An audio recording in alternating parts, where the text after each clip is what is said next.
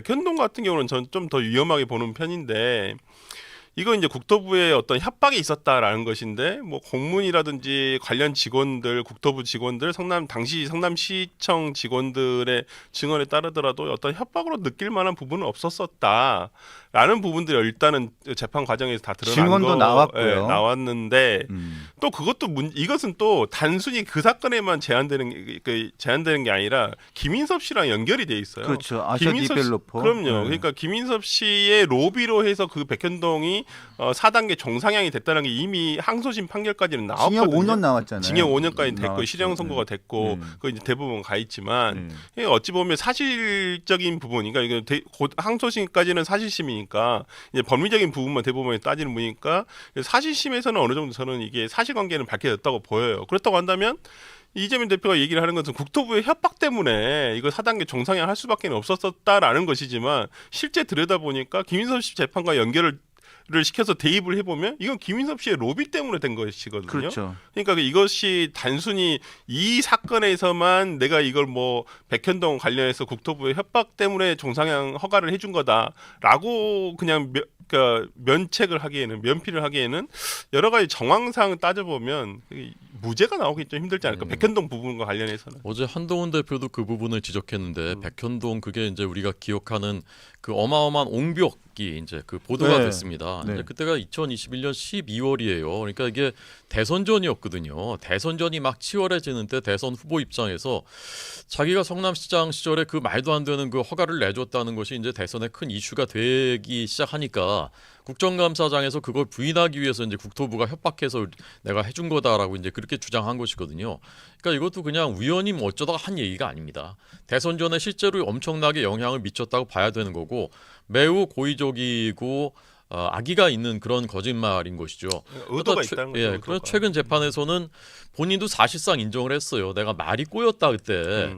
뭐 긴 스토리를 몇 분 동안 국정감사장에서 설명하다 보니까 내가 말이 꼬인 거다. 뭐 직무유기다 이런 말을 직접 하진 않았고 직무유기 이런 식으로 뭐 처벌할 수 있다. 뭐 그런 식으로 협박을 받았다고 느꼈다. 이렇게 사실상 본인도 인정을 한 것이거든요. 그래서 저는 이런 것은 공직자로서의 기본 자세. 그리고 이런 사람이 이렇게 악의적이고 이런 거짓말을 반복적으로 하는 사람이 정말 우리나라의 그 국가에 큰 일을 맡을 수가 있나. 이런 면에서도 재판부가 이건 사법 정의를 실현해주지 않으면 국가의 기틀이 흔들릴 수 있는 문제라고 저는 봅니다. 네. 그리고 이 재판을 말씀하시면서 백현동구 관련돼 가지고 경기도 국정감사에서 이재명 대표가 판례까지 들면서 설명한 거였잖아요. 그걸 물어본 사람이 제가 알기로는 민주당 의원이었는데 문진석 의원, 네. 문진석 의원 천안 지역에 친명계 7인회 중에 한 예, 명이었죠. 7인 한 분이죠. 네. 당시에 제가 이재명 대표 경선 캠프에 있었어요. 제가 네. 일정팀에 있었기 때문에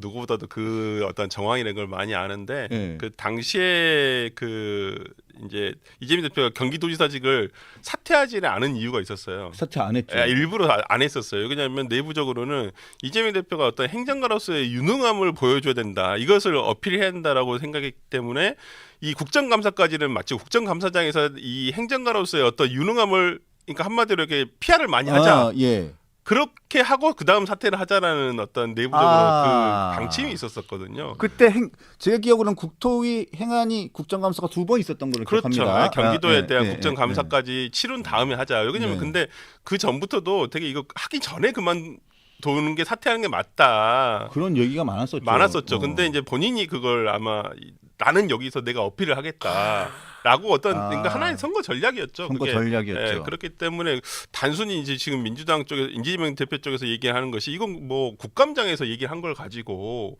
공표라고 할 수 있느냐. 이렇게 얘기를 하고 있어요. 지금 허위사실 공표잖아요. 이 공표의 해석과 관련해가지고 그렇게 주장을 하더라고요. 근데 생중계가 되고 있었죠. 네, 뭐 국감에서 위증한 거죠, 그럼. 네, 그래서 이제 뭐 본인의 어떤 그런 부분에 대해서 저는 뭐 그렇게 그런 뭐 정황이 있었기 때문에 어떤 본인이 그런 협박이라는 단어를 그냥 압박이라고 했었으면 어땠을까? 그러면 아무 문제가 없었을 텐데. 압박도 아니죠. 압박이라고 해석할 만한 부분은 지자체 전혀 없었어요. 압박은 약간 느낌, 주관적인 인식의 문제로 빠질 수가 있으니까. 요즘에 계속 지금 민주당에서 하는 얘기가 인식의 문제잖아요. 인식의 문제. 그리고 기억의 문제, 인식의 문제. 남자가 45살이 넘으면 기억력이 온전치 않대. 나도 기억력이 온전치 않은 건가 그러면? 어떻게 생각하세요? 경력이 온전치 않은 분이 대통령을 하면 되겠습니다. 그래서 저는 그 얘기 들을 때마다 그럼 나도 기억력이 이제 온전치 못한 건가? 자괴감이 듭니다 정말. 이게 너무한 거 아닙니까? 네, 하여튼 뭐 저는 그런 부분에서는 좀 본인이 뭐 말실수면 말실수인데 그걸 한두 번 한 게 아니라 지속적으로 했다라는 부분이 조금 제가 봤을 때는 안 좋은 영향. 그러니까 제가 판사로서 만약에 판결문 쓴다고 한다면 여러 가지가 있어요. 우발적인 경우는 있을 수도 있잖아요. 한 번 정도 협박이란 내가 그때 국토부한테 협박을 받아가 내가 이렇게 해준 거다라고 얘기할 수는 있는데 그걸 지속적으로 반복을 하면서 본인이 마치 이 허가에 전혀 관여하고 싶지 않았는데도 불구하고 그냥 어쩔 수 없이 한 거다라는 어떤 그런 얘기를 하고 있는 것이거든요. 근데 맞아요. 좀 그런 부분에서는 조금 안 좋은 영향, 그러니까 있지 않을까. 그럼에도 불구하고 민주당에 있는 분들은 민주당에 있는 그 정치인들은 별거 아니다. 이건 인식의 문제다. 인식의 문제다. 그렇기 때문에 징역 2년을 구형을 했지만 절대로 실형은 절대 나오지 않을 것이고 100번 양보해서 벌금 200에서 300 정도가 나오면 엄청 많이 나온 거다. 그렇죠.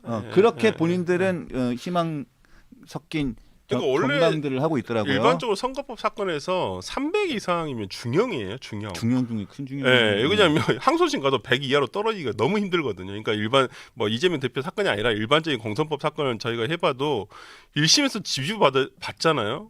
그러면 끝이에요. 끝났구나.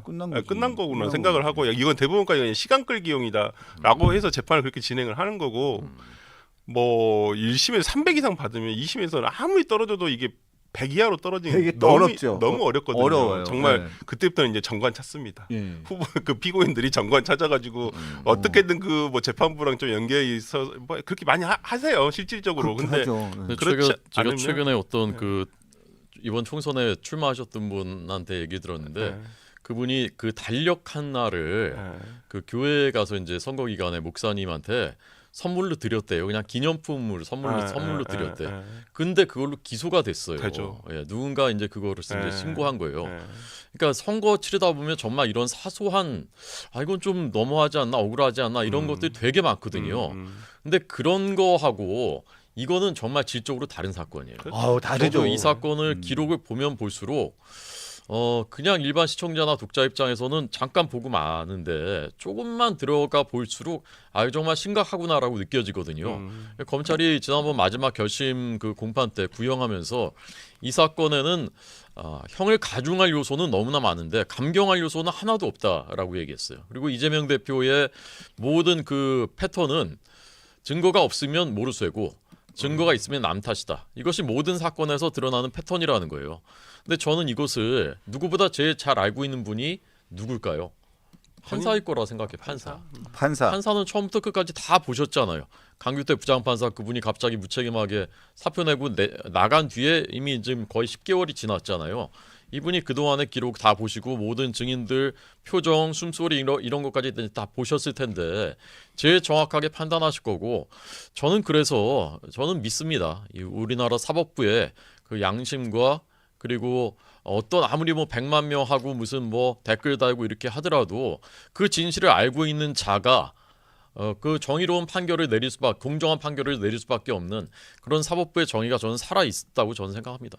그리고 난 다음에 보면 아까 말씀하신 백현동 사건을 얘기를 하다가 보면 이건 선거법 위반 관련 사건이었는데 백현동 관련해 가지고 옹벽 뭐 관련해 가지고 뭐 식품연구원 부지 상향하는 거 관련해 가지고 당시 박근혜 국토부의 협박 때문에 그렇게 했다. 이게 지금 문제가 돼 있는 거잖아요. 근데 그거하고 관련돼서 쭉 보면 아까 말씀하셨지만 김인섭 씨 아시아 디벨로퍼 정바울 대표 거기 가 있는 저기 로비스트라고 알려져 있는 김인섭 씨, 이재명 대표의 형이라고 불리우는 사람. 그렇죠. 그래서 그 사람을 통해 가지고 이 로비가 성공을 했다는 게 지금 그 일단은 법원의 판단이잖아요. 그렇죠. 그렇죠. 근데 그 로비는 성공을 했는데 로비를 이 김인섭이가 누구한테 로비를 했느냐? 로비를 해서 그거는 아직까지 법원이 판단을 하지 않았어요.